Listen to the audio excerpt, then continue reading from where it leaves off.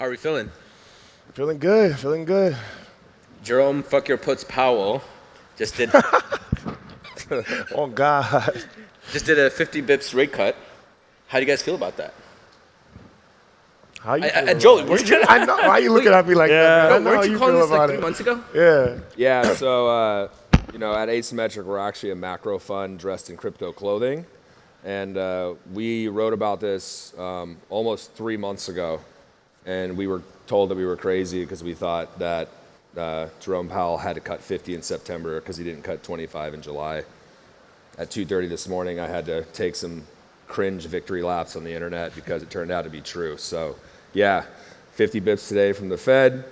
We expect more liquidity to come into the market. I think it's going to be a great Q4 for all of us. Yeah, I think it's a pretty big switch. Woo! Thank you. Go ahead, what were you saying? I was gonna say, yeah, I think it's a pretty big switch in language from Powell because their focus the past 2 years or so has been on bringing inflation back down, and that's been the reason they're way more restrictive with their policy. But at their last meeting, they were pretty clear and blatant that their focus is now on making sure the economy is not deteriorating further, and that's why I think one of the reasons they cut 50 instead of 25. But that language means that moving forward, they're going to continue to go in that direction unless they see significant changes in the data on inflation. So I think it's really good for like risk in general. Yeah, I think what you'll end up seeing, like to Anson's point, like the Fed has what's called the dual mandate, where they focus on a target inflation rate of about 2%, and then they want to maximize full employment. And so we saw softening in the labor markets over the course of the past couple of months. They should have cut in July, but they got data the day of the meeting, and they didn't cut, which is why they had to cut 50 now. But most importantly, there's 6 weeks until the U.S. election, and so if there was any bad data print that comes within that time, the Fed now has egg on their face. They would actually have to do what we would call an emergency cut, and that would be a political shitstorm in the United States. There's no way that they were going to actually enable that to happen, which is why they had to do 50 now. The last thing I'll point out, though, is the 50 bits cut is important mostly because they can start high and taper lower, right? So when the tightening cycle began back in 2022, they shocked the markets with 75 bips and then another 75 and then did 25 from there. This isn't necessarily a shock from our perspective. They should have done 25 in July. They're doing 25 in September. Now they're doing 50 and they're playing catch up. So we think they probably do maybe another 50 in November, but certainly we're on a path for 25 until we're 200 basis points lower from the top of the corridor, which was 5.5%. So, given that the Fed is cutting, typically, there's two camps, right? One camp is obviously they see liquidity in the market, risk on. Some people call this potentially an upcoming recession or a signal for an upcoming recession. Funny enough, I was listening to Peter Thiel's podcast during All In Summit, and he seemed to be bearish. He sees a recession coming. He sees the AI boom as kind of the signals for that 99.com bubble. How would you respond to that? I mean, I would look at the data, and right now the United States is tracking towards like a 3% GDP. Sure. Atlanta Fed GDP number yesterday came out. They increased it to 3%, and it shows it ripping into the fourth quarter. So from a pure economic output perspective, it's hard to see a recession when you have rising GDP values. I'd never bet against Peter Thiel, so maybe he has some crystal ball out into the future. But I think the reality is, like, you have a cutting cycle that's begun by the Fed that's going to loosen financial conditions, going to make it easier for people to borrow money, refinance their mortgages, buy homes, and this is a global central bank coordinated effort. You see the same thing with the ECB, you see the same thing with the Bank of Canada, et cetera, et cetera. Moreover, though, in the United States next year, in 2025, we have over $110 billion of CapEx investment for things building like chip manufacturing plants, green energy, all these types of things. These are massively stimulative to the economy. So as we sit here today, like again, I'm not betting against Peter Thiel. It's hard for me to envisage a situation where there's somehow some massive recession in 2025. And furthermore, just because you're cutting rates doesn't mean that there's something wrong with the economy. I think so many people make this mistake. They go back and look at the previous 50 bips rate cuts, and it was like COVID, global financial crisis, dot-com bubble, Why are we cutting rates now? Because the real rates are too restrictive. And so they want to stimulate the economy while maintaining, low inflation and full employment. And that's what you're going to see, I think, going into 2025. So given where we are in the market, how would you construct your portfolio? Memecoins. There we go. The thing you guys came here for. Actually, you came here for Iggy. She's on her way, so don't worry. She's going to be making an appearance. Yeah. But no, look, I think if anybody has followed me on Twitter, and even Ansem certainly, I think has a similar view, is like this concept of it's either a full-blown depression or dog coins to $1 trillion. Yep. And the reality is that the Federal Reserve and the central banks are going to be printing money. That's not going to allow a depression to happen. It's going to allow people to go further out on the risk curve. And so, this is not financial advice, obviously, but I think having exposure to meme coins is the highest risk return you could possibly have in a portfolio today. Don't put all of your money in it, of course, but, balanced portfolio, of course, various crypto assets. Maybe you own some real estate, that's cool, maybe not, but, I think you're probably going to want to be long assets going into next year. Yeah, I definitely agree with that. I think one thing with crypto is you never want to try and force your opinion on the market. And I think that's why a lot of people this year have done poorly in how they're allocating, because they believe something that the market was showing them consistently was not true, just on how certain assets have done comparably to others. And it's been pretty proven, I think, this cycle so far, that meme coins have been the best beta to their native L1s for sure. As people move down the risk curve outside of just the native asset, they're looking at what other altcoins they can get exposure to. And if you look at altcoin trading volumes across centralized exchanges, across DEXs, all these different venues, meme coins are a large percentage of that volume across the board. I think that's going to continue to happen. So looking at the different types, there's so many meme coins now, obviously, over the past 18 months. There's celeb tokens, which we'll talk about in a bit, but you have meme coins that are trying to build its kind of wedge in the market. And I think the one that you've called out, Ansem, was Mule, right? Mm-hmm. And so I guess what differentiates different meme coins? What stands out to you? What are the things that you look for when you're looking at meme coins? Yeah, there's a lot of different attributes and factors that meme coins have. I think the biggest and most important one is the community around them. I think Murad talks about this a lot, like the cult-like behavior that happens with memes is super bullish. And if you look at how Bitcoin originated back in 2009, 2010, yeah. It didn't have any actual value. Like, it had no value on exchanges, no value anywhere, really. The only thing that made the network has value was all of the validators who were running validators on the network and all the people holding Bitcoin who believed in it and what it stood for and what it was. And that's really purely memetic value in the early days. And then obviously it would be impossible to recreate a Bitcoin just because of how it started out. But early days, there was that Bitcoin cult is the reason it's still here today, the reason crypto is still here. Because if those people didn't believe in Bitcoin early on, there's no reason for it would be priced at any dollar value. So I think now I look at 4 main attributes when I'm discussing meme coins and which ones you should be buying. I think relatability is one that's really important. So when I say relatability, that means any person that doesn't know what crypto is, doesn't know what DeFi is, doesn't know what an L1 is, a roll up, whatever, all the technical aspects, but they're able to identify what the meme coin is and what it relates to. So WIF is a really good example. Yeah. Anybody can understand it's a dog with a hat. That's really easy for anybody to understand. I think meme coins are kind of a Trojan horse to get people into crypto, and then they do more research and learn about all the other different factors. Second thing I would say is distribution is really important. So there are memes that launch with their own teams. Bonk is an organized team, very structured, super smart people behind it, and they own a certain percentage of the supply, but it's vested over a certain amount of years, and they're doing work to do events and partnerships and all of that stuff for Bonk. So if the distribution is concentrated in a team or a certain amount of people, you need to be vested, or you need that community of people to be very interested in the meme long term. The issue that we saw with the celeb coins is these botted launches are sniped on launch, but they had zero intention of staying around long term, a lot of them. which is why you have people who have like 50% of the supply. Obviously, the coin's not going to be able to do well on launch. So there's the team, and then there's more decentralized version, which is more common among memes, is you want really widespread distribution early on with your meme coins. And the reason that you want really widespread distribution is you have a ton more voices that are going to speak to it and make it go viral across different platforms, across different socials in its early days. And that's how I think these things spread like wildfire. Third thing I would say is like the virality aspect. So if you look at Doge in 2017, you guys know Elon was obviously pushing Doge super hard, which caught me off guard.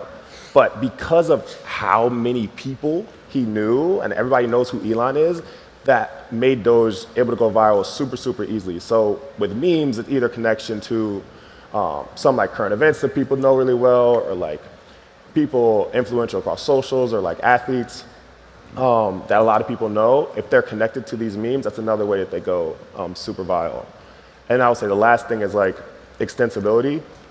So with WIF also, one of the ways that it went super viral is because the hat aspect of the meme, you can put a hat on all of these other different things that are not technically related to WIF, but once you make them related to WIF by memeing them in that way, that also spreads the attention. So whenever people saw like a hat or like edited a popular meme with a hat, like that's another way they were extending the meme onto other like things in pop culture. Yeah, Ansem and I did a podcast in December of last year, and I forget who it was with, but the interviewers asked him a question about WIF, and he's like, I asked this girl, that I was with, like, which one of these, she's, if I remember correctly, She was not into crypto or anything, and he was like, which one of these do you think is like cuter or, whatever the best that you would like want to gravitate towards? And it was this dog with a hat on, right? It was obvious. And I think there's an extremely underappreciated importance in that simplicity. And then you take exactly what he just described with the extensibility. The hat can be applied to basically anything. Like that has extreme meme virality capabilities built into it. And yeah, let's over-intellectualize a dog with a hat, but it works. Like you see the thing on, the hat is like on everything, right? And that just keeps spreading through, the internet zeitgeist, and more people get associated with the WIF community. The other thing that I tend to look at, and he had mentioned Bonk, right? Bonk has like a crazy story as it relates to how it came to be in Solana. It was airdropped to people on Christmas Day, 2022, in the absolute suicide watch state of depression that people were in at that time. And it helped fuel a lot of developer teams to continue to be building on Solana. The Bonk team, to Ansem's point, they're very smart. They're very they operate like a company. And now what has stemmed from this sort of team of community members that just wanted to help push Solana forward, there's actual products, and they're doing live events that are generating real protocol revenue that feeds back into this ecosystem. So a lot of people will ask me like, a meme coin, why would it have utility? It's like, well, why would it not? You either have to constantly be capturing attention, which is very, very difficult to do, or eventually when you become a blue chip meme coin, which in my definition is you reach $1 billion market cap and retain it, you have to figure out another way to have some level of utility associated with it. And so, if you look at Mother, for example, with what Iggy's been doing, she's done something I don't think anybody has been able to do in Web3, because most people will come to like a celebrity getting into, you guys probably saw the last cycle with the NFTs and all the nonsense that was associated with that. They think it's immediately like, oh, they're grifting. And I think that that's a healthy skepticism. But if you look at what she's doing and how Mother is being integrated into so many different products and projects, no one's really doing that. And these are her companies, businesses, things that she's involved in. But I think the other key thing that's different, and I think gets lost on, say, the celeb token concept, barring all the scams clearly, but those are always going to happen no matter what, if it's in crypto or not.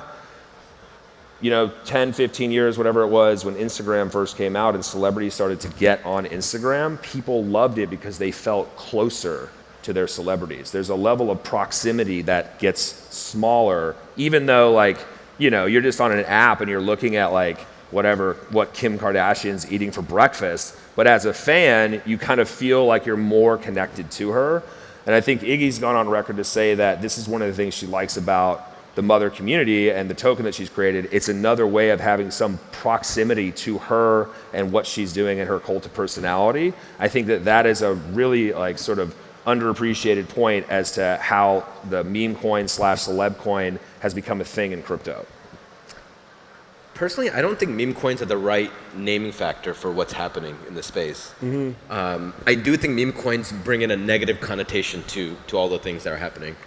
I mean, like, what's really happening today is that we're all tokenizing ourselves. We're tokenizing brands, we're tokenizing individuals, and her brand value and the token within that brand to its entire ecosystem. For meme coins, they're starting to build out like animations and like real world toys and products like Pudgy Penguins. Is this how you guys think about it? Is this where you think it's gonna go?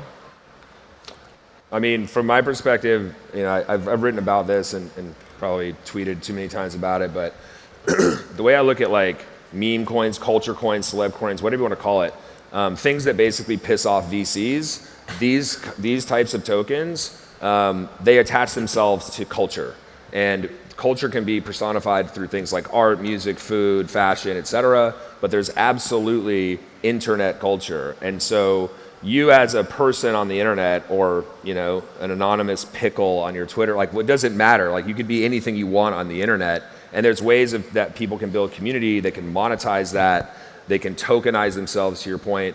I think that is actually such a new area of exploration for what's happening on the internet, because back in like 2006, 2007, whenever YouTube really started to pop off, this was the first time we had like a viral video, but the person that made the viral video couldn't like monetarily benefit from it. It was basically YouTube. And then eventually, if you had viral content, you could get a little small like percentage of it. And then maybe you have some like referral or affiliate links to something else. Well, what's happened with, you know, call them culture coins or meme coins, is that there's now the ability for an individual, a team, a product, a concept to actually have monetary value associated with it that can be propagated through the, you know, the world at the speed of light. I think that that's just an incredibly powerful thing. Is it good or bad? I don't really care. It's happening. And so as an investor, especially as a hedge fund manager, my job is to generate returns for my investors. And so this is one of the reasons why we have no problem kind of adopting and partaking in this cultural experiment as to what's happening with, say, meme coins and culture coins in crypto. Yeah, I think every cycle for crypto, we kind of get a new primitive that's proven out. And I think the focus for this cycle, people have said it's like a meme coin cycle, but I think what it really is consumer adoption and like consumer apps in crypto. That's really what it's representative of. Like the first proof of concept I would say would be Bitcoin, obviously, store value, hedge against inflation. Second one would be Ethereum. Global decentralized computer you can build all these applications on. That's proven out now. And the third thing I would say is mainly DeFi. Like we have core DeFi primitives now that not just us crypto native people believe in. People in TradFi believe they have value. These applications have been up and running for a long time now, and people store billions of dollars on them. And I think this cycle is the consumer focused cycle for crypto. So I think NFTs were really the Trojan horse for retail last cycle. There were a ton of people completely new to crypto who went directly to NFTs, didn't know what Bitcoin was, didn't know what all these other things were, they went directly to NFTs. And the same way this cycle, people are going directly to meme coins and then learning and researching on the back end. I think that we haven't seen the long-term proof of these culture coins having value as a community and owning a part of that value. We haven't seen that proof yet. I think Pudgy Penguins is probably the closest to it. Yeah. They've done a really, really good job with their NFT brand. That's like a brand, like a real brand that these people who own the NFTs feel like they own a part of that brand. And they have all their merchandise in Walmart, like the plushies people buy. Those are doing well. So that's like a brand that's done well. I think similarly, memes are doing the same thing now as like a brand. Like Mew was at the anime convention in New York, handing out toys, handing out plushies, doing their demos and games and things like that. And there's some memes that are going down that path of being like a brand and a culture that people feel like they own a part of in crypto. So I think it's consumer-focused apps, consumer-focused things in crypto this cycle. That's a big area. I know you talk about it all the time. Yeah. But this also has a pretty big implication to you mentioned the VC market, and then obviously like the infrastructure market and all the things that has happened over the past few years. But it seems like, a lot of the value, speculative retail value, is moving away from infra to meme coins and other types of culture coins. Is this a permanent behavior change? How do you think this is going to affect, protocols that are generating cash flows? Where do you think I guess from a high level perspective, is retail always going to just play in the culture coin area moving forward? And the smart money will go to, infra, DeFi, et cetera?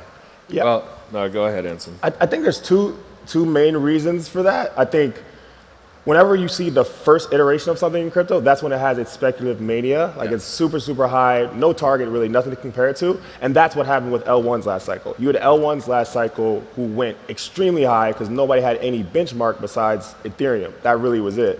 So at the end state, you ended up with these L1s with like multi-billion-dollar valuations, but no apps on them and not a ton of users outside of a few. And so now it's like, okay, where do we price this infra as they're in the stages of that proof of concept and building out the apps and having users and gaining users? The second thing I think is like the regulatory issue. Just like it's really hard for people to direct cash flows through these tokens to token holders right now. And obviously that's going to change in the future, but that's like another reason I would say. Yeah, I mean, I love thinking about this because there's so many people that will come from, say, traditional finance, and they've got their spreadsheets and their discounted cash flow and price to earnings ratios and all this bullshit that was made up. Think about it. Like, what was before the price to earnings ratio? No one knows. And then all of a sudden, somebody created it. You know what that is? That's a meme. That's a meme, guys. Sorry, price to earnings is a meme. Now people will take this as the word of God and bring it into finance and think that that's actually the way that it's supposed to work. And then they take that from traditional finance and apply it to crypto. What's the big difference? Crypto is permissionless networks and protocols. These are businesses. So why would you take a business model and apply it to a network? It doesn't make any sense. Yeah, right. Oh, look who Sorry. it is. I swear I'm not an asshole. I'm really not. Well, you entered at a great time because I was boring them with discounted cash flow models. Okay. So, Iggy Azalea, everybody. Hi, sorry, I really apologize. I do apologize. It's just F1 is kicking my ass. Yeah, I know. It's kicking my ass. Well, to finish the thought so that we can actually get to the main event, look, ask yourself this question. If you're out in the audience right now and you have, a few $1,000s or a few $1 million, are you going to buy Aave token that is generating real revenue, or are you going to buy Mother? Like, think about it. You're going to buy something that's actually going to be moving with the market going forward. And frankly, fewer people know about Aave. And to Ansem's point, that was last cycle. So I just don't think that there's a lot of value in applying these old models to the kind of the new token economy, especially on a cycle basis. So, we talked a bit about what are meme coins, right? And I think people have this very negative connotation to them. And so I sent a message in our group chat to ask, what do you guys want to talk about? And you mentioned something which I think really hit home. I feel like the internet memes can be a language, an idea, or a song. A token can be a meme token without having to have a newer and more widely accepted version of a meme. So you almost feel like this is the next evolution of a meme. It's the next evolution of a meme, but it's also the standard original rendition of what memetics is. And I think that what's happened is memes have been adopted by internet culture, and so now we have this more, what I would say is the modernized version of how we think of a meme. A meme is a picture with something funny or one illustration of something that's transferred over and over again online, and that's not actually what a meme originally was. A meme is a unit of culture. That could be language, that could be playing hopscotch, that could be a catchy song. And yes, now because of the internet, we have this new derivative of it, but I think the interesting thing is to see that now that's been kind of suspended in time as a meme is only this one thing. A meme is so much more. It always has been. The term was coined many decades ago. And so I think what I would like to see as the older original version, I think that is the future of meme tokens, and it kind of gets confused then when we talk about things like, well, what is it? Is it a celebrity token? Is it a meme token? Celebrity token is meme token. Meme token doesn't have to be an illustration of something. It can be as simple as a catchphrase, and that can become a meme token. And I think that that's what we're going to start to see culturally within crypto, where what the definition of meme is can kind of navigate back to the original concept of that. What's very interesting, and just want to touch on a point, when Haktua first went viral, I saw on Pump Fun like 4 or 5, I mean maybe 20 or 30 different Haktua tokens. Yep. Right. Yeah. And you see this with every new meme, like Man in Finance. I don't know if you guys have seen that viral song, but I've seen many tokens that went viral because of Man in Finance relationship. So I think that there's something really important happening here, which you brought up, and it was the only message you sent. But that was a message that but that kind of the most important one, in my opinion, about when we're talking about this, because it's very relevant. That's how powerful I think that message I is. think that if more people approached, if you're thinking about starting a Memecoin project, I think that it would be really beneficial to you to look to a broader definition of what meme is, what memetics are, and how you can incorporate that in your token. I think it also helps with subjects that we've spoken about a lot, Joe and Ansem, in terms of escapism or building out a larger idea of what it is, more robust. That's what I do like about celebrity meme, is that it can be language because the subject can speak.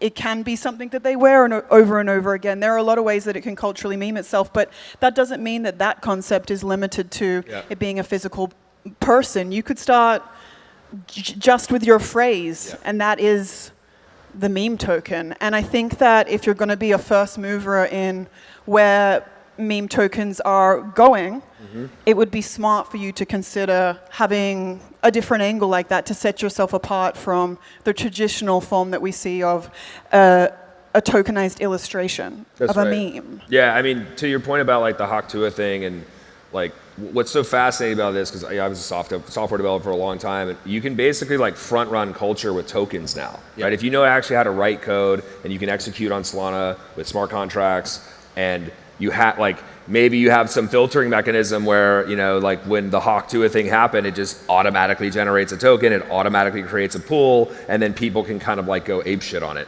I'm not suggesting that's like a good or bad thing. It's just going to happen. And to Iggy's point, it doesn't have to be an animal, a human being, any of these types of things. It could be literally a phrase. And so I think we're kind of like at the very, very beginning of how crazy this shit's going to get. Because when things can just programmatically tokenize culture, what does that mean? I don't think anybody has an answer for that, which I think is why it's really exciting for all of us on stage. And it's effective. Like, for example, I like to play around with these sorts of other types of memes that we're talking about. And a few days ago, we decided in my community to meme a phrase. And so we started to do copy paste online. And Ansem, you participated in this.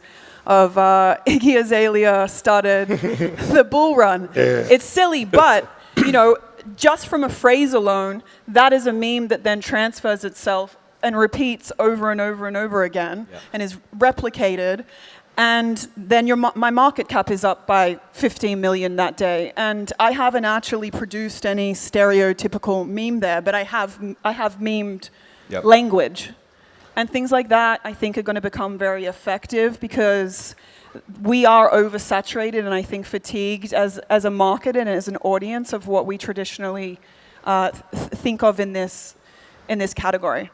Yeah, I completely agree. And I think, like, on the one hand, people have asked me, Joe, there's such a proliferation of meme coins. Is that good or bad? And I'm like, well, if you have a fixed supply of people, yeah. But this is what's I think so cool about having someone like Iggy come into the Web3 community, is that she's helping bridge a massive new user base into the space. Now, they could start with, and this is what Ansem was talking about earlier, they could start with being like, I want to be part of the mother community. I'm going to hold some mother token. But then all of a sudden, guess what? They have a wallet. And then they start to understand like, oh, wait, so like I can go and get a discount on my mobile phone service because I can pay with Mother on Unreal Mobile. Like that's pretty cool. But then they're like, wait a second, how do I like get cash back in my bank account? They have to create like a Coinbase account or OKX or whatever, you know, depending on where you live. It creates this kind of like path-dependent virtual or virtuous, you know, sort of end goal where you start with someone who has a huge audience, huge reach, globally identified as a cultural icon,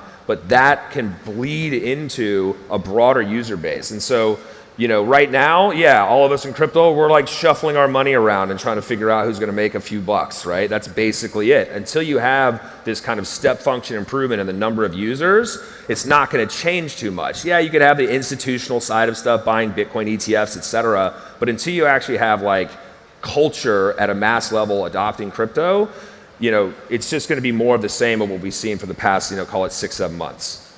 Yeah, I also would like to add to that I think that sort of token functionality integration is something that we're going to see a lot more now that we see crypto accepted as a payment system a lot more openly. And I think that's going to rapidly keep developing where there's going to, I think it will be a necessity for meme tokens to integrate those sorts of perks, not just, I see people talk a lot about this as, okay, having these sorts of perks can onboard the normies, onboard the new users.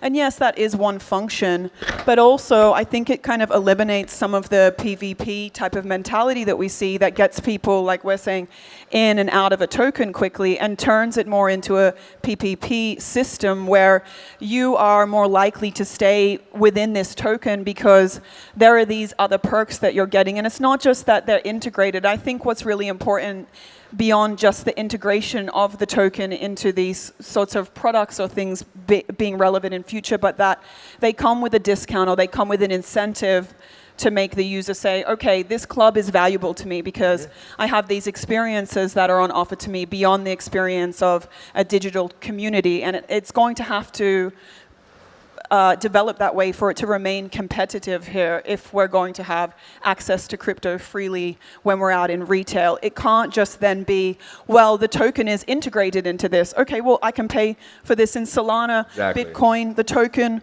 Why would I join this Memecoin then? That's no longer, integration becomes no longer just the perk.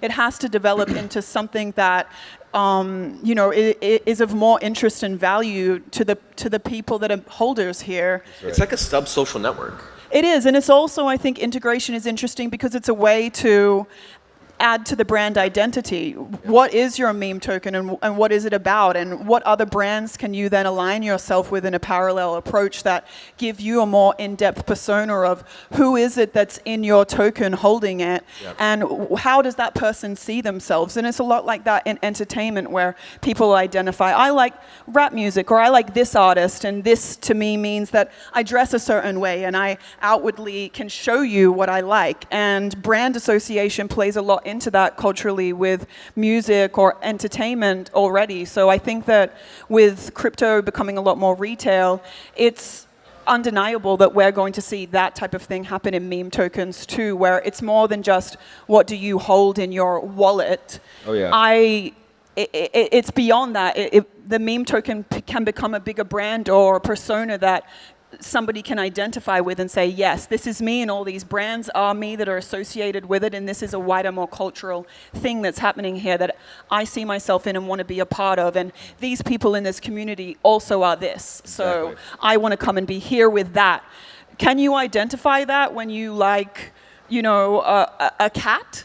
Right. How do you know when you're looking, you know, at the party that everybody there likes this one, you know, token? You can't. It doesn't have these defining factors, or I'm just trying to mindlessly integrate into every other thing for the sake of utility. Like that does not develop brand identity, and so there's no consumer identity then to see themselves and want to be parallel to that. And I think that that's very important for the future of where meme tokens ultimately have to go with retail expanding for crypto. I completely agree, and I think one thing that I want to kind of underscore to Iggy's point, like, celebrities have found ways of monetizing well beyond, you know, their craft, right? So like Ryan Reynolds is a great example. He's an amazing actor, but he had like a tequila brand, and he had a a mobile virtual network operator that he sold and made a fortune on. Rihanna has her cosmetics line, right? Like everybody knows about the Kardashians sort of retail empire. I don't even know how many products they have, but and I'm not even sure what their skill is. To cut you off quickly though, I will want to add to that. They come with a brand identity. Exactly. There are people that do not want to purchase that product because they do not see themselves associated as a person with that persona.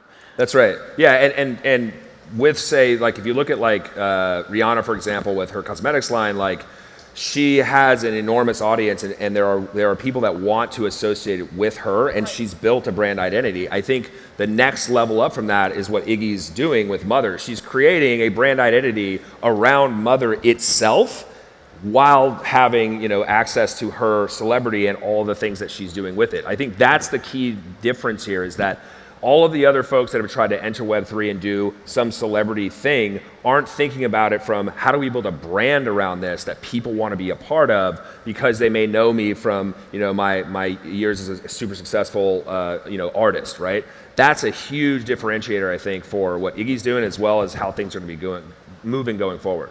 Yeah, I agree with that.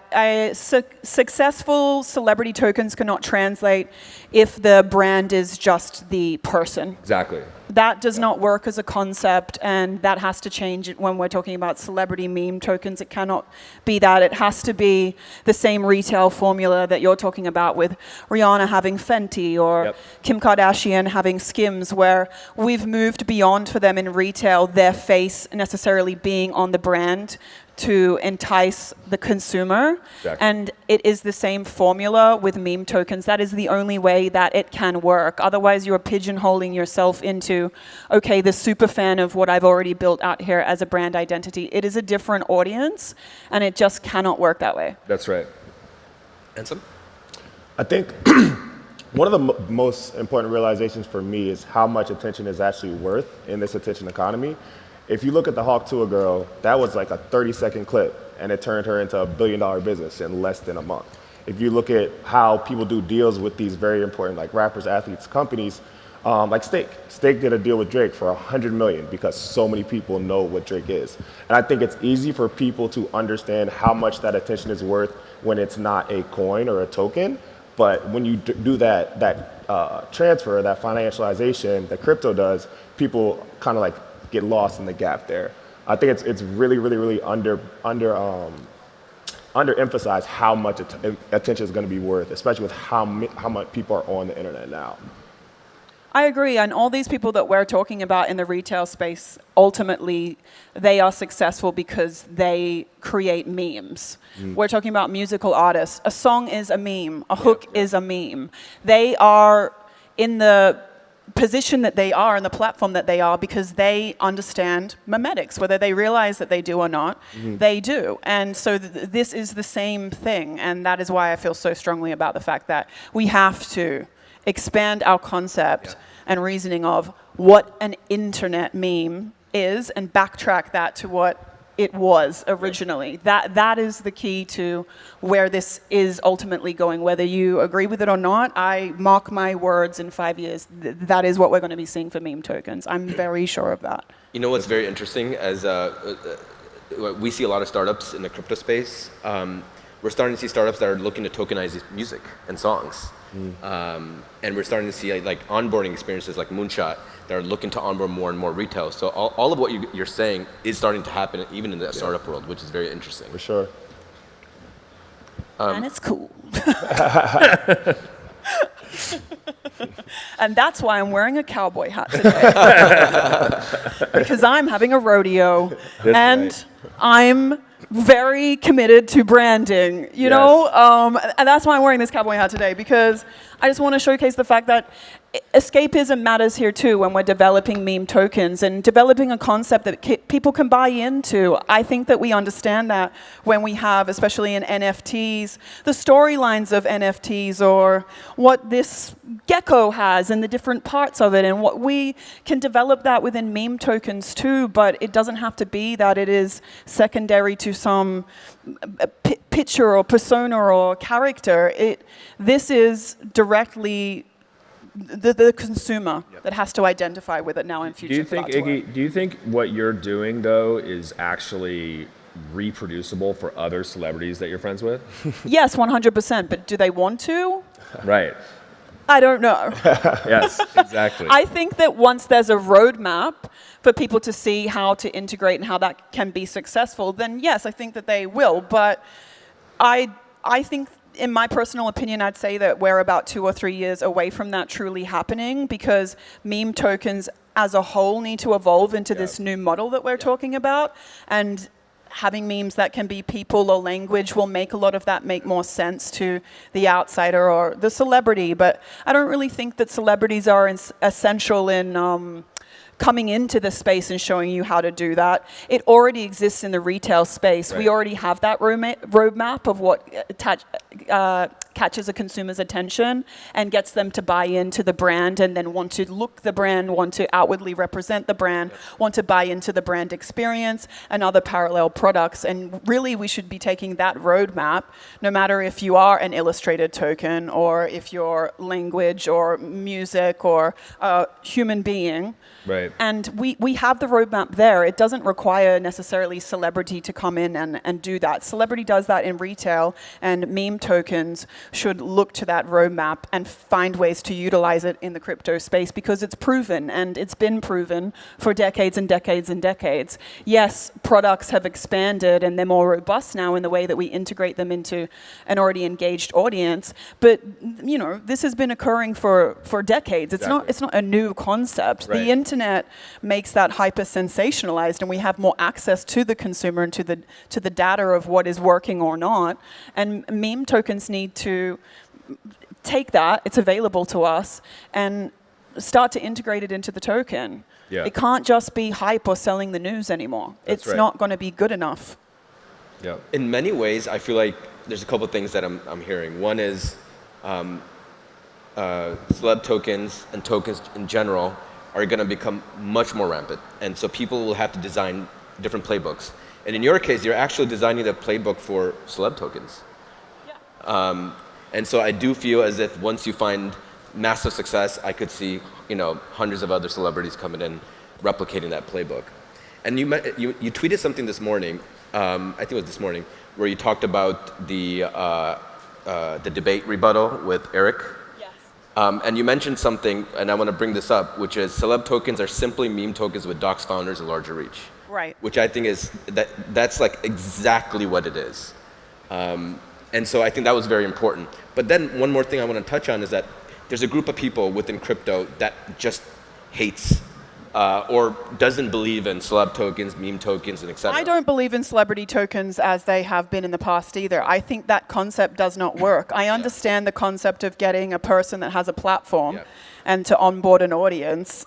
Yes, that could work. Yeah. But the roadmap of how to make that happen will never be successful and does not work. It does not work. If we're approaching celebrity token as something that is outwardly different to simply doxed founder of a meme coin, it's a losing battle. That's right. You cannot say, I'm Katy Perry and buy Katy coin, $ Katy. No. That is not, what kind of a brand identity is that? What's my experience? Where is this escapism? It's not, it has to be a wider concept. I wasn't meaning to talk about Katy Perry, but I will. Celebrity perfumes are a good example of this, and it seems like a weird thing to compare, but successful celebrity fragrance is something that many celebrities go into fragrance and attempt. And the ones that work, Katy Perry had a good one, it was Purr.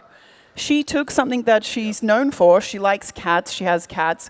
And she made a perfume, Purr. It's a memeable thing that is parallel to her persona, but she didn't call her perfume or brand it Katy. That's right. Yeah. Meme tokens are the same thing, especially with celebrity tokens. It has to be a relatable concept that's still on brand, parallel, harmonious branding for the celebrity at hand, but it cannot be just here I am. Yeah, exactly. Love me. Yeah, no. Exactly. Look, I mean, the point that you were making about like the folks that get so upset that celeb coins, meme coins, culture coins even exist, like the CTO of A16Z's crypto fund, he and I were supposed to have a debate, and he refused.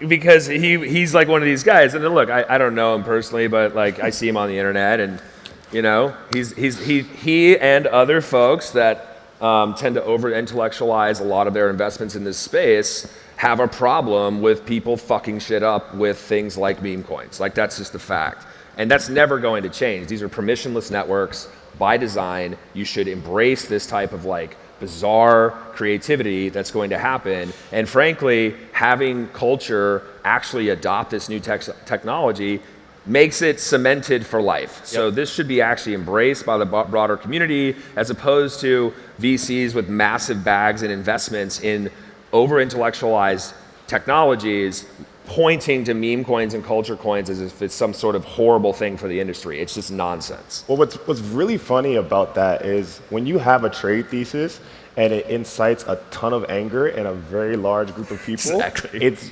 either a really good thesis or it's a really bad thesis. I've learned that a lot. It's like if people are like really, really, really against it, that means that whatever belief they currently have, if that ends up being proven wrong, they're going to have to redo their entire thought process on why they're wrong. And those are also people that are going to end up buying later. So it's really interesting. It happened to me with Solana also last year. Exactly. People were yelling at me saying I was crazy for talking about Solana was going to do well this cycle. I ended up being right, as like the market has shown. But if I were to take what people were telling me back then and just listen to them, I would never have bought it at all. So that's a really interesting like point with trades, I think, for sure. All right. Sorry. I think we're at time. Any final words? Any final words? Giving Iggy final word. My final word is this. If everybody thinks something is maybe a terrifying idea, I would fucking lean into that shit. Yes. Preach. Yes. Lean in. I am a rapper. A lot of people thought that I was very shit, but I'm still very successful because it's a polarizing concept. Yep. If there are a lot of people that are so far on one side against something, it's probably very innovative, it's probably very scary, and if you can figure out how to crack that, lean into that shit because you need to take risks and it's going to pay off. And I believe that what we're talking about is inevitable, and I really don't think that it's harmful. I think that the concept that causes harm or somehow takes away to bring in people that like meme tokens or these sorts of tokens to crypto is really like not the way that human nature is. Humans are not two-dimensional. We're all eclectic. We have very different interests. We like multiple things. I can like a meme token, I'm sure a lot of you do, or like to have fun and do something silly. It doesn't mean that you don't want to go and read the Wall Street Journal or that you're not excited about the rate cut. I fucking am, and I also am going to go shake ass tonight at a party. You know, we all can be robust and eclectic, and I think for a space to truly have stay power and to grow in the way that it needs to and evolve, it has to be a wider ecosystem. And you have to understand that, yes, maybe you hook someone on something that's technical, or maybe you hook someone on something that's silly and escapism, but they're going to come into the ecosystem and see other products that are of interest to them. And so ultimately, I think that it's beneficial to me when someone is a fucking Bitcoin maxi purist that comes and checks my stuff out, because you'd be surprised how many of them actually want to have a good time, and vice versa. Exactly. Maybe you came in here for some escapism and to do something silly and you just wanted cats and dogs, but now you're talking to people in this community and you see that this other thing is of interest to me too. And so ultimately, however you get them in the door, crypto is an amazing, expansive world. I've only been in it for 4 months and I'm having the fucking time of my life. I'm interested in things that I never thought that I'd be interested in, or that I looked at in the outside and thought, that's so boring. And it's not. It's fun. It's exciting. I feel like when I see the market move up and down or Sol move up and down, I feel like I'm seeing a song on a chart go up and down. And that same experience is going to be shared by other people. It's not that you are onboarded for one thing and then you are simply some two-dimensional thing that only is there for that. So there's really nothing to be fearful of in that regard. We just need to onboard with whatever the spark is, and to make sure that we have a robust community that then entices people to explore it. And it is really that simple. Yep. To a real world adoption. Yes. Exactly. Thank you. Literally. All right. Thank you guys so much. Yeah. Thank you.